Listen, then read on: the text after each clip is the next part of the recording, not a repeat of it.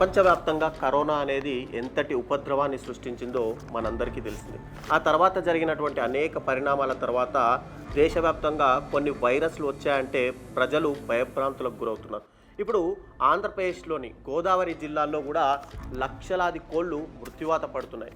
తూర్పుగోదావరి జిల్లా అటువంటి పెరవలి మండలం కానూరు అగ్రహారంలోని రామకృష్ణ పౌల్ట్రీలో గత 10 రోజులుగా కోళ్ళు ఒక్కొక్కటిగా చనిపోతున్నాయి. ఇక పశ్చిమ గోదావరి జిల్లా తణుకు మండలమైనటువంటి వేల్పూర్లోని కృష్ణానందం పౌల్ట్రీలోనూ కోళ్ళు అనేవి హఠాత్తుగా చనిపోతున్నాయి. దీంతో పశుసంవర్ధక శాఖ అధికారులు 83 శాంపిల్స్ అంటే చనిపోయిన కోళ్ళవి 3, దాంతోపాటు 40 కోళ్ల ముక్కు శాంపిల్స్, మరో 40 కోళ్ల రెట్ల శాంపిల్స్ని తీసుకెళ్లి సేకరించి వాటిని 6వ తేదీన మధ్యప్రదేశ్లోని భోపాల్లోని national high security disease diagnostic ల్యాబొరేటరీకి పంపించారు. అయితే ఇక్కడ చనిపోయిన 3 కోళ్లలో 2ంటికి బర్డ్ ఫ్లూ నిర్ధారణ అయిందని చెప్పి పశువు సంవర్ధక శాఖ deputy director doctor LK Sudhakar అయితే తెలిపారు. మొత్తంగా చూసుకుంటే బర్డ్ ఫ్లూ వ్యాప్తికి H5N1 అనే వైరస్ కారణం. ఇది అనేది ఒక అంటువ్యాధి లాంటిది. దీనికి అత్యధికంగా వ్యాప్తి చెందే స్వభావం కూడా ఉంటుంది. కాబట్టి ఈ H5N1 జాతి వైరస్ అత్యంత ప్రాణాంతకమైన ఇది రోజుల వ్యవధిలోనే మొత్తం పెంపుడు పక్షులు కానీ కోళ్ల మందులకు కానీ సోకిపోతుంది. పక్షుల రెట్టలు, లాలాజలం, కలుషితమైన ఆహారం, నీటి ద్వారా ఇది టోటల్గా అక్కడ ఉన్నటువంటి పరిసరాలను మొత్తం కూడా వ్యాప్తిస్తుంది. అయితే ఇప్పుడు బర్డ్ ఫ్లూ కారణంగా కానూరు అగ్రహారంలోని రామకృష్ణ పౌల్ట్రీ నుంచి కిలోమీటర్ వరకు, వేల్పూర్లోని కృష్ణానందం పౌల్ట్రీ నుంచి కిలోమీటర్ వరకు రెడ్ జోన్ అంటే ఇన్ఫెక్టెడ్ జోన్గా ఆయా జిల్లాల అధికారులు దీన్ని ప్రకటించారు. ఆ కిలోమీటర్ పరిధిలోని అన్ని పౌల్ట్రీలోని కోళ్లను పూడ్చిపెట్టాలని చెప్పి అధికారులు నిర్ణయించారు. ఇప్పటికే పశ్చిమ గోదావరి జిల్లాలో రెడ్ జోన్ పరిధిలో దాదాపు 55,000 కోళ్లను పూడ్చిపెట్టినట్టు జిల్లా పశుసంవర్ధక శాఖ అధికారి స్పష్టం చేశారు. అయితే ఆ పౌల్ట్రీ ప్రదేశంలోనే 6 అడుగుల లోతు గొయ్యి తవ్వి లేదా 2 మీటర్ల వెడల్పు లోతుతో గొయ్యి తవ్వి వాటిని పూడ్చిపెడుతున్నారు. ఇక రెడ్ జోన్లోని అంటే కిలోమీటర్ పరిధిలోని పౌల్ట్రీలన్నీ కూడా 3 నెలల పాటు మొత్తంగా ఆ ఏరియాని మొత్తం మూసేసే అవకాశం ఉంది. అలాగే ఆ జోన్ పరిధిలోని చికెన్ షాపులన్నీ కూడా ఇప్పటికే క్లోజ్ చేశారు. చికెన్ కానీ కోడిగుడ్ల అమ్మకాన్ని టోటల్గా ఆయా ఏరియాల్లో పూర్తిగా నిలిపేశారు.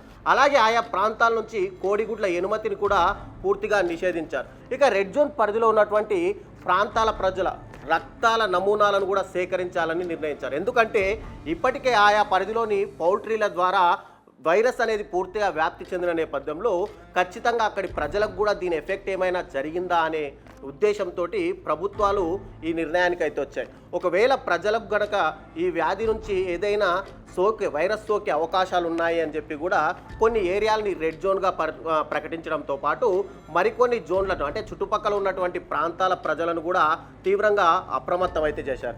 ఎవరితోనైనా వైరస్ లక్షణాలు కనుక కనిపిస్తే వారి కోసం యాంటీవైరస్ మందులను కూడా ఇప్పటికే ప్రభుత్వం సిద్ధం చేసింది.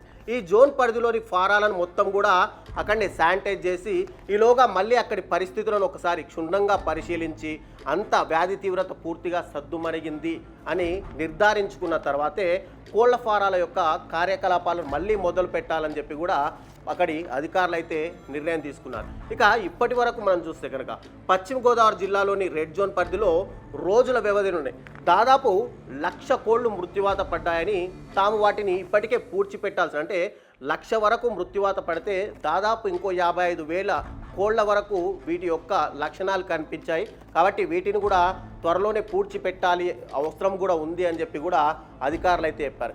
ఇక 10 మీటర్ల వరకు సర్వేలెన్స్ జోన్గా కూడా కొన్ని వాటిని ప్రకటించారు. అంటే 2 జిల్లాల్లోని ఆయా పౌల్ట్రీల నుంచి 10 కిలోమీటర్ల వరకు ఏదైతే సర్వేలెన్స్ జోన్గా ప్రకటించారు. ఈ 10 కిలోమీటర్ల పరిధిలోని కోళ్ల ఫారాలు కానీ చికెన్ షాపులను కానీ 3 వారాల పాటు టోటల్గా మూసేసే అవకాశం ఉంది. ఇక ఆయా కోళ్ల ఫారాలను సంబంధించి 3 వారాల పాటు అక్కడి అధికారులు వాటిని పర్యవేక్షణలో ఉంచుతారు. దీనిలో చూసుకుంటే మెయిన్గా ఈ 2 జిల్లాల్లో చూస్తే కనుక అత్తిలి, కొమరవరం, కావలిపురం, ఎర్ర చెరువు, గోటేరు, మందపాక, ఇరగవరం, తేతలి, రేలంగి, గుమ్మంపాడు, పాలి, ఒరిగేడు, బల్లిపాడు, తణుకు, మల్లిపాడు, అర్జునుడిపాలెం వంటి ప్రాంతాలన్నింటిని కూడా ఈ సర్వైలెన్స్ జోన్గా టోటల్గా ప్రభుత్వం ప్రకటించింది.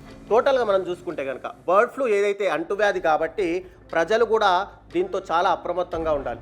ప్రభావిత జోన్లోని ప్రజలు కొద్ది రోజుల పాటు ఇక్కడ గుడ్లు కానీ చికెన్ కానీ తీసుకోవద్దని చెప్పి డాక్టర్లు సైతం సూచిస్తున్నారు. ఇక పౌల్ట్రీలోని చికెన్ షాపుల్లో పనిచేసే వాళ్ళు ఎవరైతే ఉంటారో వాళ్ళ లక్షణాలు అంటే వాళ్ళ దగ్గర ఉన్నటువంటి రక్త నమూనాలను అన్నిటిని కూడా ఇప్పటికే సేకరించి స్వాబ్ కలెక్షన్ తీసుకొని పరీక్షలకు కూడా పంపుతున్నారు. ఇక అంగన్వాడీలకు కానీ స్కూళ్ళకు కానీ ఆల్రెడీ గుడ్లు సప్లై చేస్తుంది కాబట్టి ప్రభుత్వం వాటిని కూడా గుడ్ల సరఫరాను కూడా కొన్ని రోజులు నిలిపివేయాలని చెప్పి అక్కడి కలెక్టర్లు కూడా ఇప్పటికే ఆదేశాలు అయితే ఇచ్చారు. ఇక రెడ్ జోన్ పరిధిలోకి తెచ్చిన ప్రాంతాల్లో ఇప్పటికే 144, 133 సెక్షన్లను పక్కాగా అమలయ్యేలా చూడాలని చెప్పి కూడా అక్కడి కలెక్టర్లు అయితే సంబంధిత అధికారులకు ఇప్పటికే ఆదేశాలు కూడా జారీ చేసింది. ఇక పరిస్థితి అంతా అదుపులోనే ఉందని ప్రజలెవరూ ఆందోళన చెందాల్సిన అవసరం లేదని పశుసంవర్ధక శాఖ డైరెక్టర్లు సైతం స్పష్టం చేస్తున్నారు. ఇక భోపాల్ ల్యాబ్ నుంచి నివేదిక రాగానే సిఎస్ మార్గదర్శకాలు కొత్తవి జారీ చేశారు. వాటిని కలెక్టర్లకు పంపగా యుద్ధ ప్రాతిపాదికన ఇక్కడ చర్యలు కూడా తీసుకుంటున్నారు. నిబంధనల మేరకు చనిపోయిన లేదా పాతిపెట్టిన ఒక్కో కోడికి అంటే ఇప్పటికే పౌల్ట్రీ యజమానులు దాదాపు అన్ని కోళ్లు చనిపోవడంతో నష్టాల బారిన పడి ఉంటారు కాబట్టి వాళ్ళందరికీ కూడా ఒక్కో కోడికి దాదాపు 90 రూపాయలు పరిహారంగా అందిస్తామని చెప్పి కూడా పశుసంవర్ధక శాఖ డైరెక్టర్లు అయితే తెలిపారు. ఇక వైరస్ నిర్ధారణ అయిన 2 జిల్లాలతో పాటు కాకినాడ, డాక్టర్ బిఆర్ అంబేద్కర్ కోనసీమ, ఏలూరు జిల్లాల పశుసంవర్ధక శాఖ అధికారులు కూడా టోటల్గా అప్రమత్తమయ్యారు. ఇక ఆయా జిల్లాల్లోని కోళ్ల ఫారాల్లోని ఆరోగ్య పరిస్థితులను తెలుసుకోవడానికి ప్రత్యేకమైనటువంటి చర్యలు కూడా తీసుకుంటారు.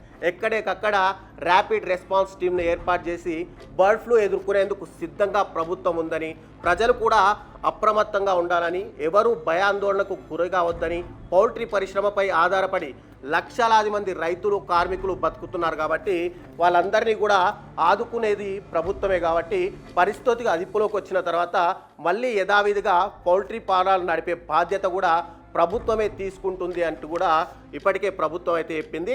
ఇది ఏదైతే తూర్పు పశ్చిమ గోదావరి జిల్లాల్లో ఏదైతే ఎక్కువ తీవ్రత ఉందో దాన్ని దృష్టిలో పెట్టుకొని కూడా తెలంగాణ జిల్లా అంటే ఎక్కువ మొత్తంలో ఆంధ్ర నుంచి తెలంగాణకు కోళ్ల సప్లై ఎక్కువ అవుతున్న నేపథ్యంలో కోదాడ, సూర్యాపేట ప్రాంతాల్లో కూడా ఇప్పటికే అక్కడ నుంచి వచ్చే కోళ్లని ఎక్కడికక్కడ ఆయా ఫ్యాక్టరీల నుంచి వచ్చే వాటిని, పౌల్ట్రీ నుంచి వచ్చే వాటిని ప్రభుత్వం అయితే నిలిపివేస్తూ వచ్చింది.